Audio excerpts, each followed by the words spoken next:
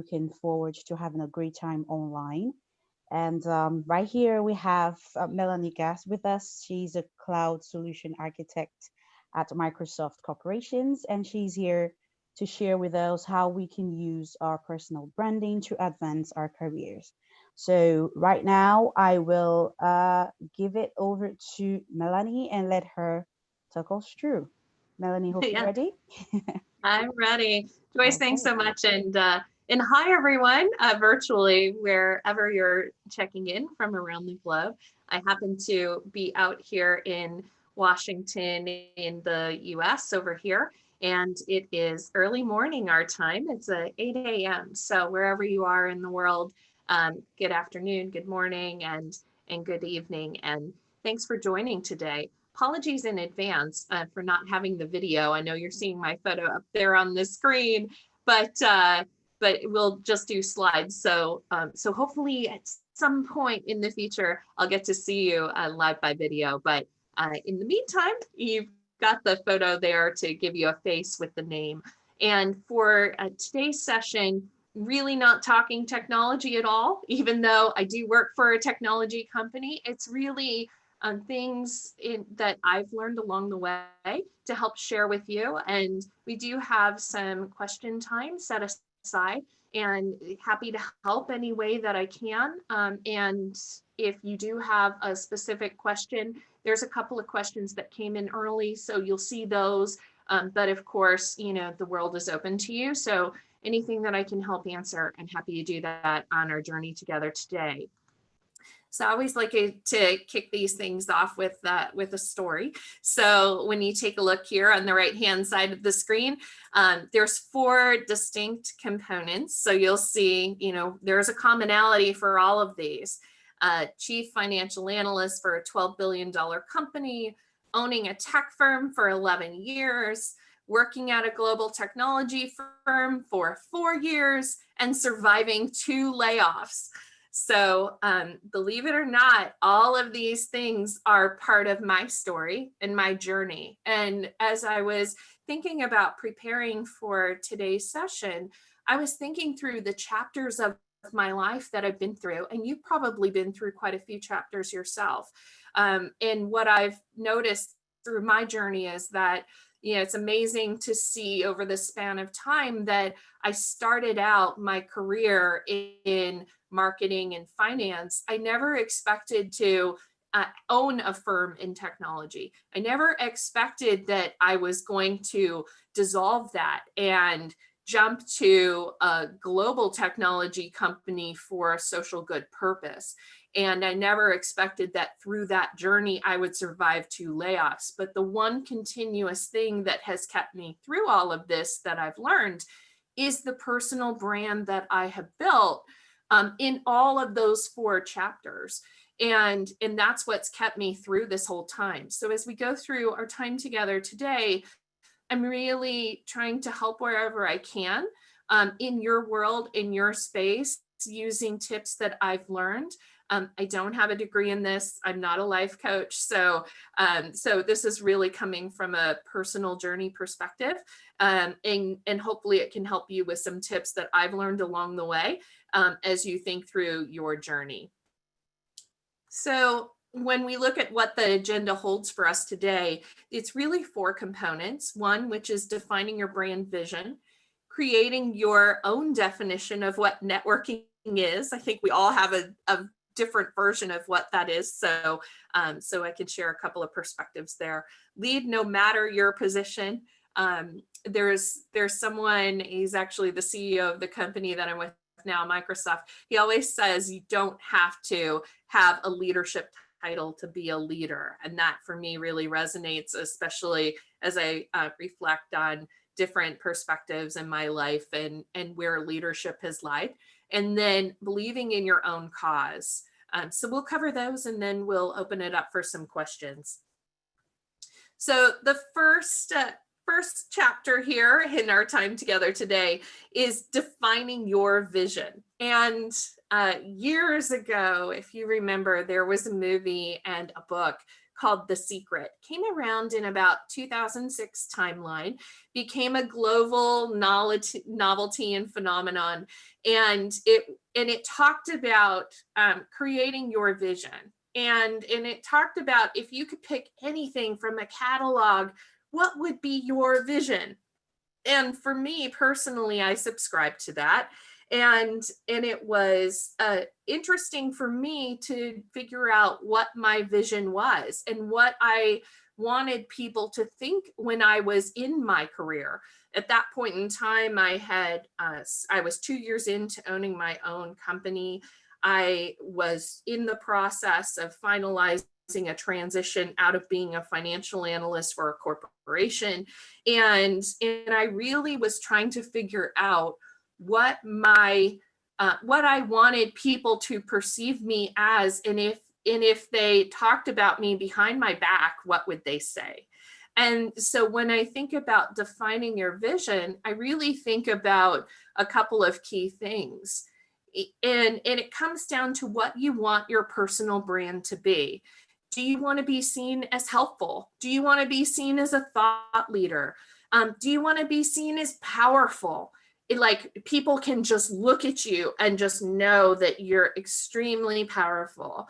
Do you want to be considered a visionary? And when someone talks about you, they say, wow, this person really thinks far out into the future. They really have some thought-provoking things to say. Do you want to manage people? Maybe you already manage people today, and you want to be known for being a leader. And do you want to be known for empowering others? But for me, the way I think about this is what you want people to say behind your back. Obviously, we want them all to say good things, but what do you want if people are talking behind your back, or they're trying to make an introduction for you? What are key things that they would say if they were going to do that? And so the way that I think about this in a moment of time, and you'll see on the left-hand side of the screen as part of my journey, I'll try and throw in these pictures every now and then. I had a brand at one point in time called the Microsoft Princess. So when I owned my own firm, in that moment, I was known for being, an expert, so to speak, on Microsoft technologies. And this term, Microsoft Princess, actually became kind of a character or a pseudonym as part of my personal branding. And it actually, I owe credit to the person I was working with for marketing at the time, because it was a moment in time where I had launched a book, but I didn't know what the brand was going to be. And she kept saying, you need a hook for people to remember you. And I was like, I have no idea what that's going to be. And so the idea came up of being the Microsoft Princess. And I personally had a very hard time with it in the beginning, because I couldn't imagine walking around in a tiara and a sash and people, believing this. So I say that all of that because in this point for me, my personal branding became this entity that people knew over the course of time. And it all started with a concept of something of a character. But when we think about how that can be portrayed in a corporate life, it's really, what are you going to be known for? And what is your special gift? Even in a corporation, that you can bring to the table that people will know you for. What's your area of expertise that people are going to know you for? And so one of the things that I always try and think about when I'm figuring this out are, some thought-provoking things to help me. So for me personally, my journey includes having a sheet of paper and writing a bunch of stuff down, and I personally tend to do it in sessions. But whatever works for you, whether it's just keeping a notepad and journaling everything down as you think about these things, sometimes this stage is is the hardest for people to figure out what they want to be known for. There are people that I'm very friendly with that have been in companies their entire career. They've known one company, they've known one thing their entire life. So imagining what a personal brand is going to be for them can be the hardest roadblock for them. So these thoughts that I have up here on the screen, I hope will try and help break through that. So for example, what do you want people to say about you? Do you follow through with an action? What's your attitude? Do you work well in teams? Do people ask you for help and advice? For me, one of the things that I've learned over the span of last 4 years, working at Microsoft in a large corporation like this, is that it's the daily interactions that matter. It is my relationships that I built with my coworkers that matter. It's being part of a team and following through with something I say I'm going to do. It is always being there to help someone else. That for me has probably been one of the biggest relationship branding builders that I've had. And it's what's, quite frankly, I think carried me through quite a bit of the way. But if you're in that spot where you've been in a company for a long period of time and that's the only thing you've known, thinking through some of these things may be tough. So I hope that some of these thoughts try and help you through as you're figuring out what you want to be known for as part of your career. So the next piece is, we've gotten through that. Now create your own definition of networking. And we all, I think, have different flavors of networking. I think of networking sometimes as a formal networking group where I'm joining it, I'm showing up on a regular basis, and I am forcing myself to meet people. Sometimes it can also be the daily interactions in a company that we have with coworkers. I always remember people saying, you need to build your network in a big corporation. You need to expand your network. How do you even go about that? And that can start with just having interactions with your coworkers, can build those relationships and build your network. Then if you're, looking to build business referrals, usually that might be a more formal thing where you're joining a network and you have that regular cadence where you meet people and then you might meet someone from that group one-on-one because you need to build that business so people have that trusted relationship when a referral is provided. So building that referral business can, I think, be a form of networking. Some people think networking is socializing over meals, in today's age where we meet virtually now instead of in person, having a virtual coffee or tea or a meal together can be considered networking because, there's a less formal aspect about that in a comforting way. And then sometimes it's through a nonprofit cause, networking when, you all believe in a same cause and you're working toward that as a common ground and meeting new people and networking through that way. So it seems to have a variety of different kinds of opportunities for us to network in these different ways, depending on where we're at and what we think our preference is. So from my own perspective, one of the things that I've learned is being in a corporate environment, building those relationships through my daily interactions, I think have carried me through. I have been in 5 roles in almost 5 years. And as I mentioned in the beginning, two of those were layoffs. But the network of people that I have been able to build just by projects that I've worked with, or teams that I've been on, all of those things have played a role in building those relationships. Sometimes you're working on a project and there's a lot of blocks and you're having to work through it together and you build that bond. Sometimes it's, a relationship that you've built because you just have something in common, and that bonds you. But the relationships through the interactions of daily work life, I think, to me are, what has really helped carry through, because when you need to reach out to someone, it's very easy for you to be able to go to one person who knows who that person is and can connect you, rather than reaching out cold to them. So for me, in a corporate environment, building relationships through those daily interactions has been a tremendous gift. For those who may be building a business, for me, it was joining a chamber of commerce. In the States, we have them, they have them in other areas around the globe, but that had truly been the biggest gift for building relationships, because we were able to have that common bond of being in an organization together, and then being able to meet through those events and build a business based off of that, was truly helpful as well.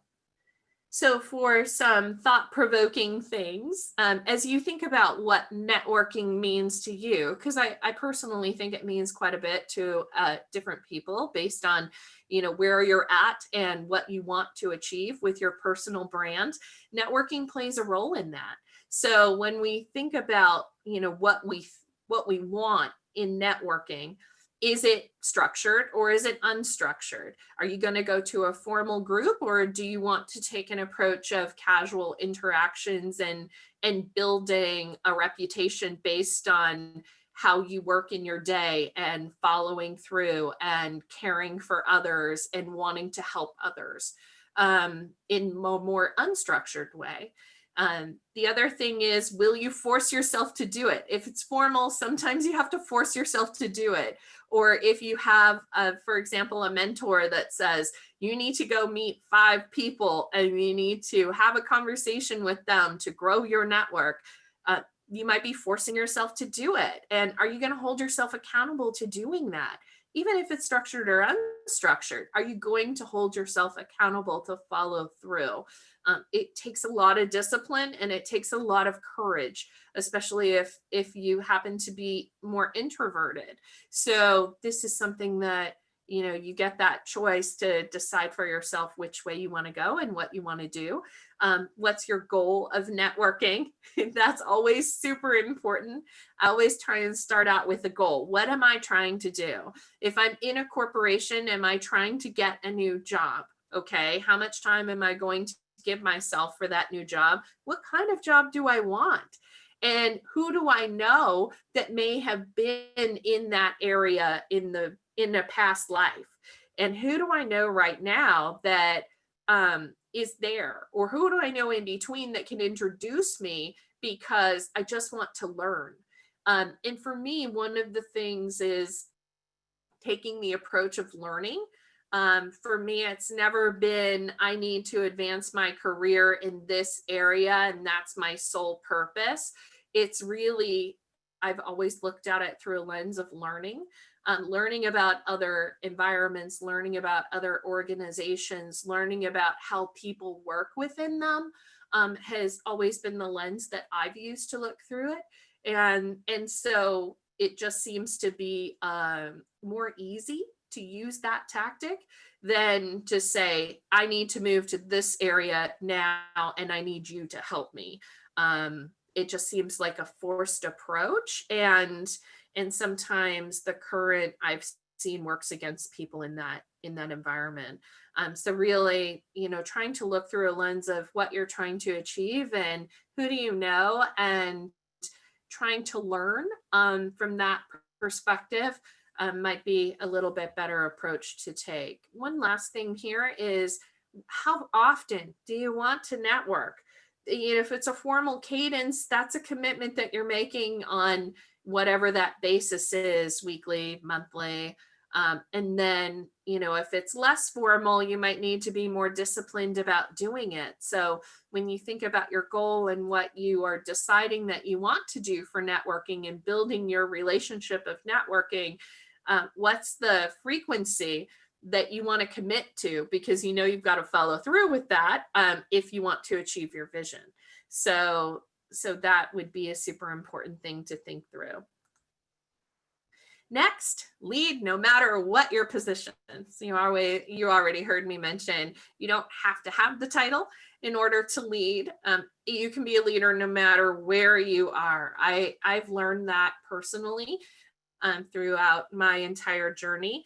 In the beginning, when I was in finance, I had to be a leader. I became a leader because I had an expertise and knowledge in analysis. And then as I transformed into owning my own firm, I was a leader because I was an expert on products and helping people and transforming businesses. And now in my current life, in current chapter, being in a global organization, I am known for wanting to serve others and transform customers, much like I did before. But I'm really known for coming from a place of helping people, and that's because it's just ingrained in my DNA, and that's what I believe.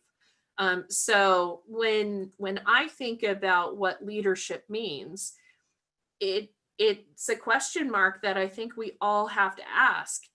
Do you need to be a president of a company? Do you feel like you need to be a manager? Do you feel like you have to be outgoing? Do you feel like you need to be famous? Do you feel like you need to fight for a cause in order to be seen as a leader? And to me, you know, what I've learned the most is that you have to have strength, and you have to come from a place of wanting to help others, and you have to believe in yourself. And if you have those three things, leadership seems to be a lot easier. If people are coming to you for advice, then you know that you might be leading something. And so this image in particular rings very closely to me, because I could be in the middle of a large city with a lot of people around me, and out of the blue, someone comes up to me and asks for directions. I don't even live in that city, and why are you asking me for directions? You know as much as I know. So I say that because, you know, if we run into scenarios like that, it might mean that we are a leader. It might mean that we're leading something. We might not know what we're leading yet, because we haven't figured out what we want for ourselves to create our personal brand and know what we want to be known for. But we might be showing something to others that are around us that we can draw from. And so if we are able to think through leadership and what that really means, the one thing that comes to my mind immediately is, do you believe in yourself? And this is one of the, I think, most difficult questions to ask is, do you believe in yourself, and are you confident in what you do? You're probably an expert in your area, and are you being seen as a leader? If you don't feel like you're being seen as a leader, is it because you don't believe in yourself? That would be my question. Are you being seen as a thought leader? Are you there to help others? You know, when you walk in the door every single day, what is the goal for you to do what you do? For me, it's trying to, at the end of the day, help customers make sure that they don't shut their doors and that they continue to thrive every single day, because I watch so many won't close their doors. But that doesn't mean that that's the case for you. So the good news is you get to figure out, do you believe in yourself, and are you confident, and are you going to help others? And if the answer is yes, what does that mean for you? All as part of your vision and part of the personal brand that you get to decide what it means for you specifically. So we're coming to our last chapter before we open it up to a couple of questions. So believe in your own cause. Oh, this one is tough. I personally, for me, this one is one of the toughest, to believe in your own cause. And the question is, do you believe you can do it? This one in the beginning, so when I showed you that picture of the Microsoft Princess, when the idea first came to me with this concept, I was like, I don't believe I can do that. It took a little while for me to believe I can do it. When I started my own company a couple of years before that, I knew without a doubt I was ready to start my own company. It was something that had evolved over time. And at that point, I realized that I was in a family of entrepreneurs, and I was very fearless about doing that. I was also fearless about dissolving that same company and going back to a corporation. So for me, that was, there were points in time where, do I believe I can do it? I'm not sure I can. But for me, that was a big question to ask, is, do you believe you can really do this? Because if you believe in yourself and you believe you can do this, everyone else will think you can too. And sometimes people think you can do it and you don't think you can. So drawing on their strength can always be of help. The next is, are you actively investing in yourself? This one, again, at times is extremely difficult for me. Are you taking classes? Are you putting yourself first? That can be very difficult at times, but as part of what you want to be known for and what your vision is, you have to invest in yourself, because if you don't take that moment to invest in yourself, that becomes very difficult for you longer term. You have to continuously and incrementally invest in yourself where you can, so that if you do want to be known as a thought leader, you do want to be known as an expert, you have to stay up with all of that. And what does that mean for you? It might be doing research, it might be taking a class, it might be learning something new and continuously growing and evolving. So investing in yourself is super helpful. And then the other thing that I have on here is, what are you doing to change your course? Sometimes we know we want to change, but making that step is very difficult, and it's scary, and there's a lot of fear associated with it. But that's where coming back to, do you believe in yourself? Do you believe you can really do this? And trying to take those incremental moments of developing that vision of what you want to be known for can help build that strength for you, so that you can take the leap and begin to change that course. So I put the skydiving up here because I've personally done it. But it was scary. And when I was completely fine until the moment that I got out on the platform, and I was doing a tandem jump, and it was time for me to make that leap. And I almost didn't do it because I had so much fear. I was afraid that it wasn't going to work out for me. I was afraid that I wasn't going to make it safely.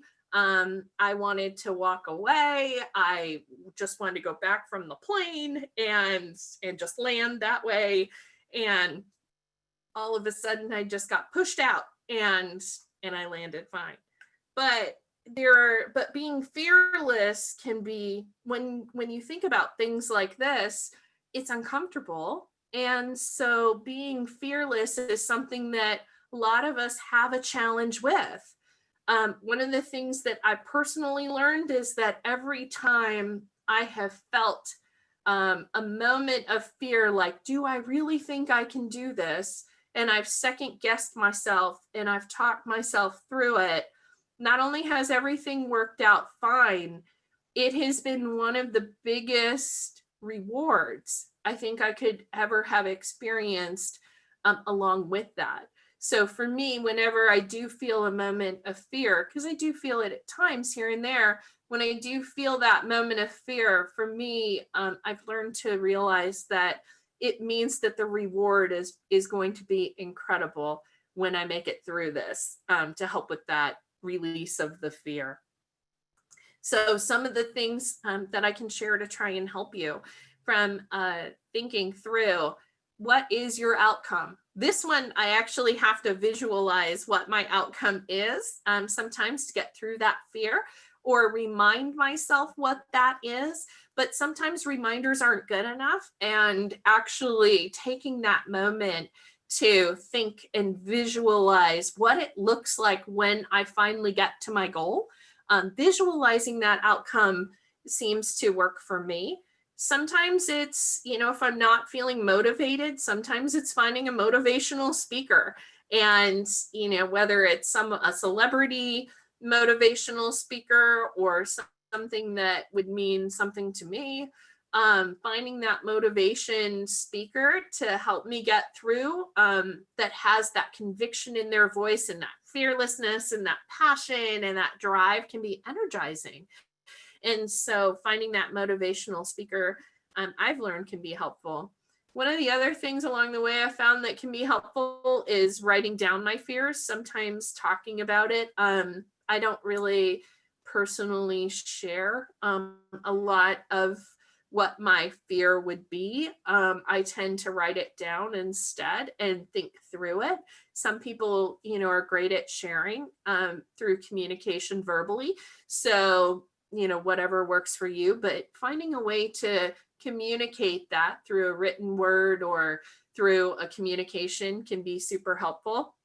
And what's blocking you from having what you want? Like sometimes I just have to ask myself, like, what is that block? What is holding me back? Why do I not want to do this? I know in the end, this is what I want to do, but why am I feeling a blocker right now? And a lot of times that blocker is coming from not feeling confident. Sometimes that blocker is coming from having to learn something new, and I'm not ready to learn that yet. So that's what's holding me back. And then breaking that down to, what is it going to take for me to learn it? How much time am I going to have to invest? And breaking it down that way has been a great way to remove it. And then the last thing is, are you ready for your vision? This one, to me, I really had to personalize and think through, because, thinking back to my journey, did I expect to write 15 books when I started my company? No. Did I expect to travel the globe and work with millions of people? No. Did I expect to be known as a thought leader and a visionary and win some awards? No. Did I expect in my company that I would be known for being supportive of others and helping people and wanting to change customer lives? Was I ready for all of that? Was I ready for people considering me as a go-to person they can rely on? Just in general, throughout my entire career? No, I wasn't ready for any of that. I'm very grateful for every moment of it, but I had to realize what that vision is. And when I'm defining my brand and what I want people to know, and if they talk about me behind my back, what are they going to say?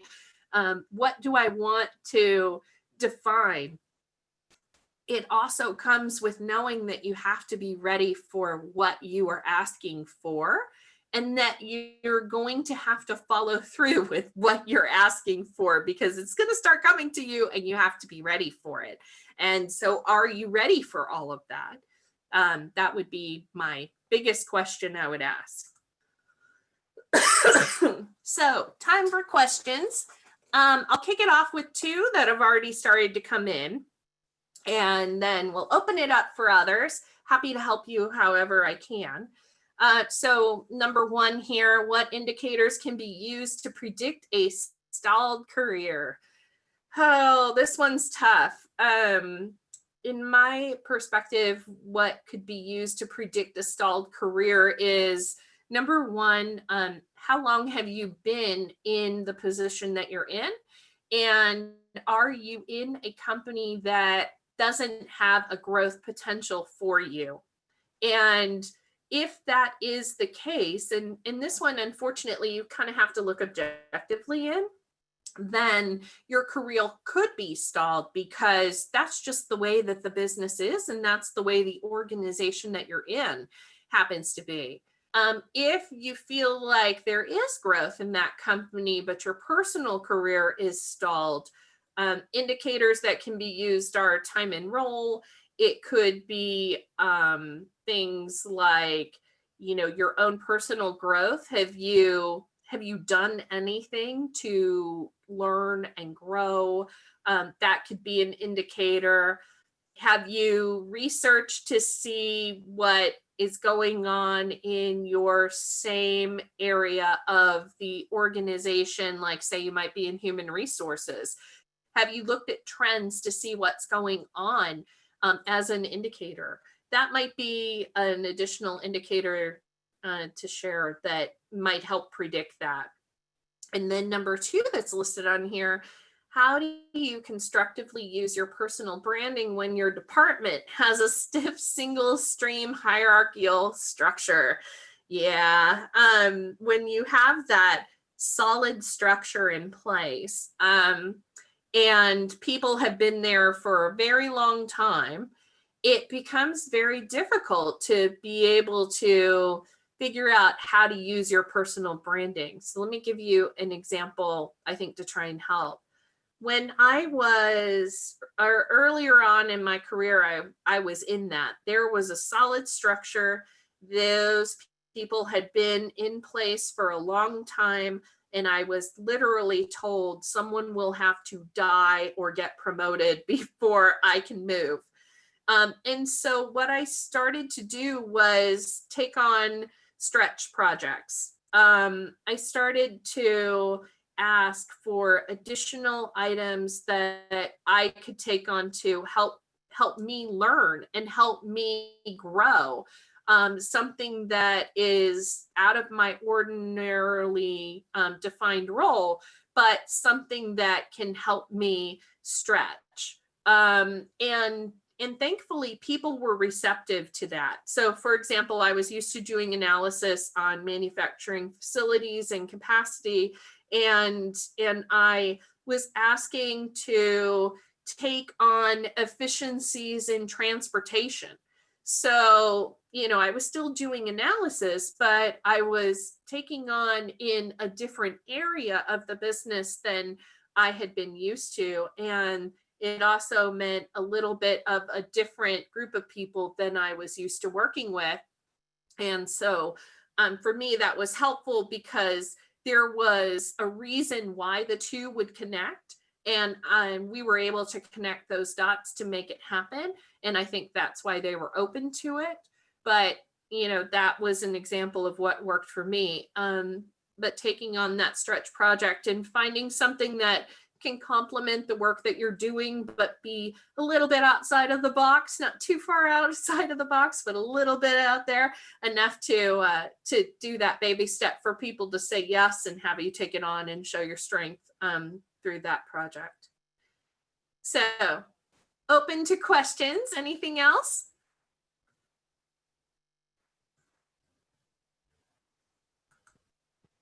Melanie, if you open your Q&A box, you can see that we have one extra question. Yes. Okay, Lori. Hi, excuse the trolls in the background singing.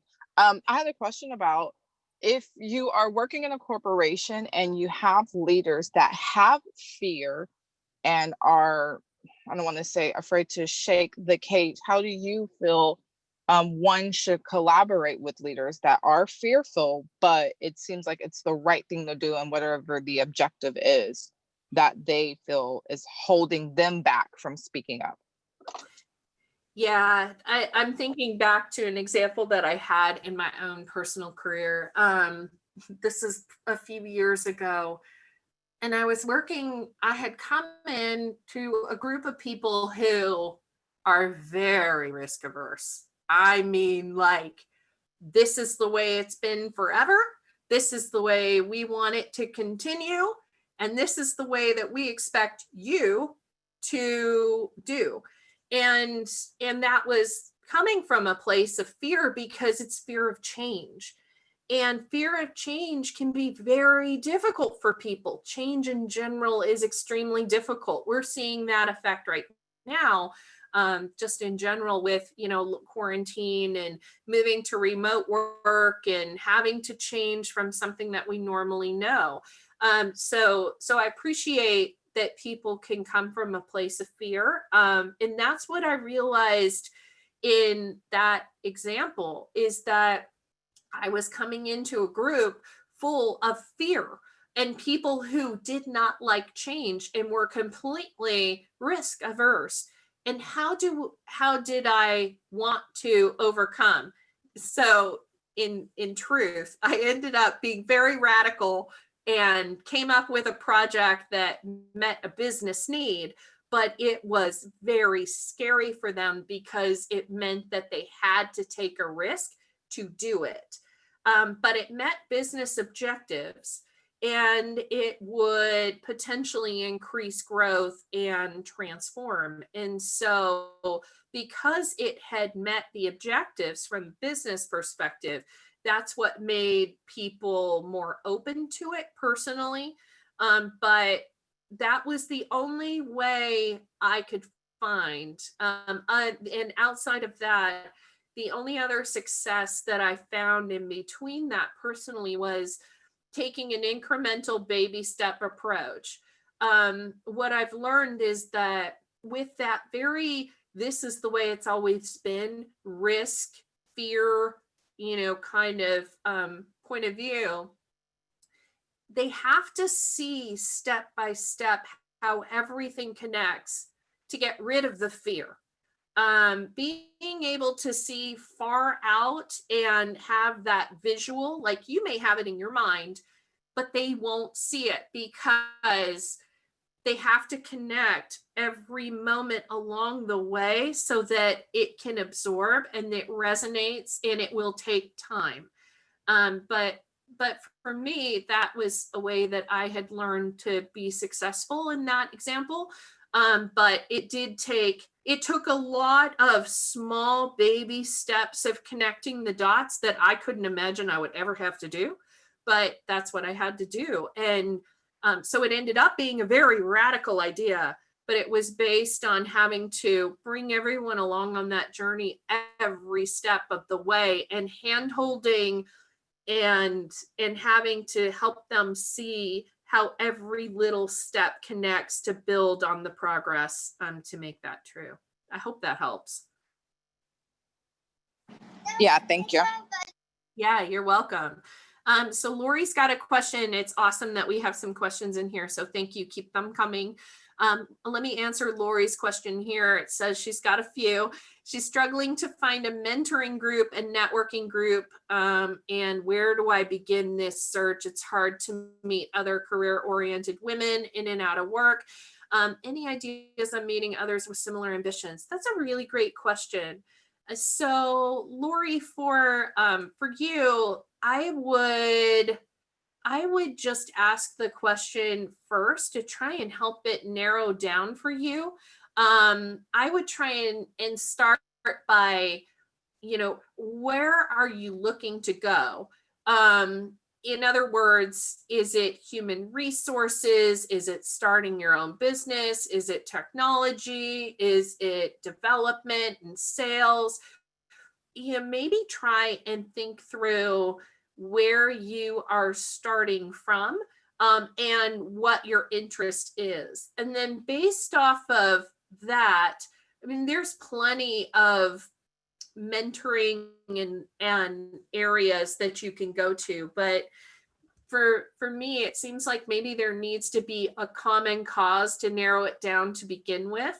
And then the next question I would have is, Do you prefer some kind of in-person experience, or do you prefer a remote experience? Sometimes people feel more comfortable in a remote experience, so they can work with an organization or a mentor across the globe, and because they feel like they can share more in that way. So so my suggestion there would be a couple of things. Number one, focus on an area of interest, whether it be a type like a human resources type of thing, or whether you want more of a large or small company perspective. Do you want that in person or someone from the other side of the globe? But I would think about what your end goal is, what your comfort level is, and where you want to start. So in other words, if you're looking to become president of a company and you are an individual contributor at this point, that might make a difference. So, so I would just kind of start there and think through what your end goal is for you, and then where you want to go along the way, and then how you feel comfort level, global, in person. That'll determine local or overseas, and then take it from there. All right. How can you effectively change your company's perception of your brand? Oh, how can you change your company's perception of your brand? For me, I've learned every single day, every single meeting is a new moment to change your personal brand. For example, sometimes the perception is that you're not a hard worker and that you don't follow through with what you say you're going to do. And so being able to incrementally change that means, showing up for every meeting, working on something that might be a stretch project for you, for example, and following through at every single meeting, asking how you can help others, asking to set up a regular cadence to make sure that you are aligned on a common goal for a project. Maybe you have a peer in another area that you are working with, and it's not something that you work on every single day, but it's something that you want to continuously stay in touch so that you can stay aligned. Those kind of things might be ways to change, but it's always incremental. There's nothing dramatic that I've learned that you could do. I think it's just incremental. So that'd be my best answer for you. So Karen says, how do you break a perception that you need to work in a corporate home office before advancing? Ooh, that is a fun one, Karen. Especially when you're working in a company and, and they say, oh, well, that's the only way. I think the good news is, Karen, that with this pandemic, my hope is that we're going to see that change just by default. For example, I've already started seeing a lot of companies that had that perception of having to be in corporate and then at the home office, and then you kind of move around and you advance from there. I've already started to see those molds break in large companies. I'm not sure if you're in a larger or a small company, but in the larger companies, that perception I've seen is already changing. In mid-size and smaller companies, I think, quite frankly, it might take a little bit more time. But I do think that if you are able to build that trust in doing great work and finding a way to shine, that mold is shattered just naturally. It takes a lot of work, but I think that might be an additional thing to think through, is what can you do that will make you shine, to build that trust and know no matter where you are in the world that you can advance your career in that way. So I hope that helps.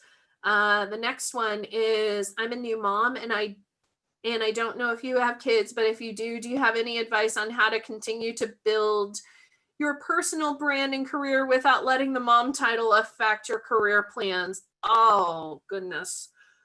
I unfortunately right now do not have children, but I have empathy for you because I know it's got to be tough, because you are a new mom and you are trying to balance and juggle and figure out your new world and what that's going to look like. And I've watched friends and coworkers do it, and I have so much empathy for you because I just don't know how you do it. Like, it's amazing what you do.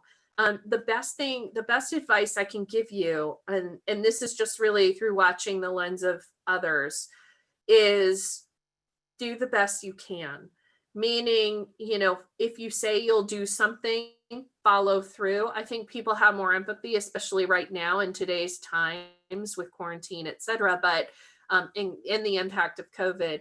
But I think the biggest strength that you have right now is following through as best you can, and actively communicating. If you receive an email, respond. If it's going to take time, just say acknowledge and expect this by X date. So that way, that would be my best answer for you. And I just know I'm cheering you on every step of the way, because you have an amazing journey ahead of you, raising a child and also advancing your career, and just know I'm with you and I'm cheering you on. So this next person is, what can you do to sell yourself? I have Microsoft software engineering. We are often given projects with leadership with no direction or process. Yeah. Okay, so you've developed the process and lead with that request. New hires are directed for onboard. Okay. All right, so you're basically told that you have to step up and help others. I'm modest when trying to sell myself and I don't want to misrepresent myself. Okay. This, I completely understand where you're coming from. Sometimes, and I've heard so many different terms for this. Sometimes it's called merchandising, like you have to sell yourself. Sometimes it's having to nominate yourself for an award. Sometimes it's talking about how amazing you are to other people, and it's super awkward. And sometimes it's like you have here, volunteering your time to help others. I think the good news is that it sounds like you're already on your journey to having people say amazing things about you. A couple of suggestions that I would give is, number one, take all of this that you have in your mind right now, all of these amazing things that you're doing, between reviewing code errors and trying to step up and help others. Try and think through what you want. What is your goal? You want to be seen as a leader, but you're just missing a couple of steps how to get there, right? So at the end of the day, that first piece of what is your vision, what do you want out of this, that I would definitely say you should do that. The second thing is that I understand you're in a tough spot because you have work being represented by others that was really yours. If it is a leader, it's kind of tough. But what you could do as a suggestion is to say, hey, is there an opportunity for me to present this, because it gives me the ability to completely own the work that I've done. Sometimes you'll get a yes and no, but it's worth the ask. And then generally speaking, how do you sell yourself? One of my biggest suggestions for you there is show confidence and show strength. It seems like, just from what I'm reading, you've got confidence in some areas, in some ways, like when you're helping someone review a code, for example, they're trusting you to help. And so you've got some confidence there. How are you showing up and believing in yourself and being confident in every moment throughout the day with leaders? That would be one question to ponder and think through. But it does, generally speaking, sound like you are well on your way. All right, so I hope that helped. Next question is, okay, when I started a visible and viable business I've tied to building a brand for, and it's really going well, I feel like it's missing something. How do I pass this feeling and concentrate on the business regardless? I've been through that myself. And so like sometimes it's this instinctive feeling where it feels like something's missing. And sometimes it is you can't put your finger on what it is, but you just feel like it. Sometimes it's helpful just to sit and think about it for 5 minutes, 10 minutes, see if anything comes to mind. If it doesn't, one of the biggest challenges to overcome with yourself internally is, can you let it go? Because sometimes it's this nagging feeling that you can't let go because you want it to be perfect and you don't feel like it is, but you're not really sure why. One of the things that I've learned is that when you let it go, sometimes it surfaces to you, but it's in a way that, you know, might be a few days later or a few weeks later, and then it just comes back to you. So it's hard in the beginning to learn it's okay to let it go. It's a muscle that needs to be built over time, but that would be my best suggestion for you is, you know, if it doesn't come to you right away, if you've sat with it for a few minutes and it's not coming to you, it's okay to let that go.